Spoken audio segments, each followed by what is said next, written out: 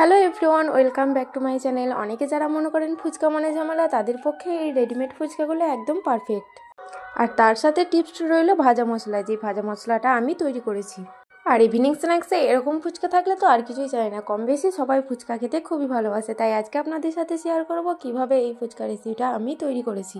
তার জন্য তো ভিডিওটা শেষ পর্যন্ত দেখার জন্য অনুরোধ রইল, আর অবশ্যই সাবস্ক্রাইব করে লাইক করে পাশে থাকবেন। দেখুন, এখানে রেডিমেড ফুচকা আমি আগে থেকেই কিনে রেখেছিলাম। এবার কি কি ভাজা মশলার জন্য মশলাটা রাখবে দেখে নিন। এখানে শুকনো লঙ্কা, জিরে আর ধনে আর দিয়েছি অল্প পাঁচফোড়ন দিয়ে এই মশলাটা ভেজে গুঁড়িয়ে নিয়েছি। এবার যেটা মেন হচ্ছে সেটা হচ্ছে তেঁতুল। এবার এই তেঁতুলটা ভিজোতে রেখে দিয়েছিলাম অল্প জলের মধ্যে। আর এখানে সিটির জন্য দিয়ে দিয়েছি আলু আর কলাই। সিটিটা উঠুক ততক্ষণে ফুচকাগুলো ভেজে নিই।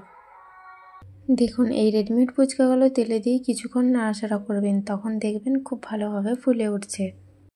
দেখুন, তেলে দেওয়া মাত্রই প্রত্যেকটি ফুচকা পারফেক্টভাবে কি সুন্দরভাবে ফুলে উঠছে। এইভাবে সমস্ত ফুচকাগুলো আমি এক এক করে ভেজে অন্য পাত্রে তুলে নিয়েছি। তার আগে কে কে আমার মতো ফুচকা লাভার অবশ্যই কমেন্ট করে আমাকে জানাবেন। এই রেডিমেড ফুচকাগুলো কোনো রকম মাখা বেলা ঝামেলা ছাড়াই খুব ইজিলিভাবে তৈরি হয়ে যায়, আর খেতেও জাস্ট ইয়াম্মি হয়। মাত্র 5 মিনিটে এই ফুচকা রেসিপিটা তৈরি করে আপনারা বাড়িতে খুব সহজেই পরিবেশন করতে পারেন।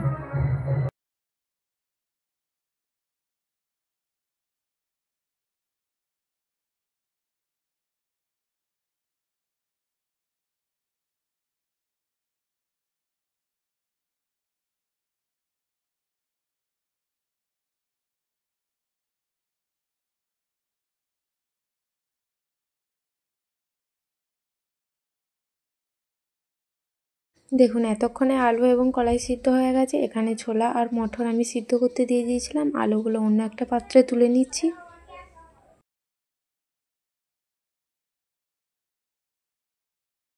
এবার আলুর খোসাগুলো ছাড়িয়ে ওর মধ্যে সিদ্ধ কলাইগুলো অ্যাড করে দিয়েছি, আর দিয়ে দিয়েছি ভিজে রাখা কলাই। যেই ভিজে রাখা কলাই আমি এক্সট্রা রেখে দিয়েছিলাম। এবার আলুটার মধ্যে দিয়ে দিয়েছি কুচনো পেঁয়াজ আর দিয়ে দিয়েছি কাঁচা লঙ্কা।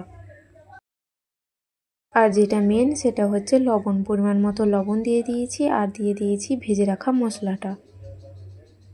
1 চামচ ভেজে রাখা মশলা দিয়ে এর মধ্যে দিয়ে দিয়েছি শসা কেটে রাখা শসার টুকরোগুলো। 2 চামচ চানাচুর দিয়ে আলুর মিশ্রণটা ভালোভাবে মেখে নিচ্ছি। দেখুন, আলু মাখাটা দেখতেও জাস্ট ওয়াও লাগছে, আপনারা নিজেরাই দেখলে বুঝতে পারবেন।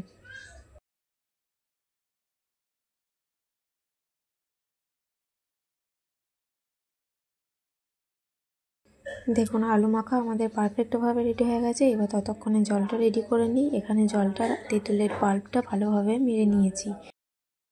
এবার কুচিয়ে রাখা শসা আর পেঁয়াজটা দিয়ে দিয়েছি, আর দিয়ে দিয়েছি ভাজা মশলা, আর দিয়ে দিয়েছি পরিমাণ মতো লবণ। এবার সবার শেষে যেটা জরুরি সেটা হচ্ছে অল্প টক জল নিয়ে আলুর মধ্যে মেখে নেওয়া। এবার আলুর টেস্টটা একদম দ্বিগুণভাবে বেড়ে যাবে। এবার সব কিছু রেডি হয়ে গেছে। ফুচকা নাও, ওর মধ্যে আলু ভরে টক জল দিয়ে একদম মুখে চালান করো। খেতে জাস্ট ওয়াও হয়েছিল।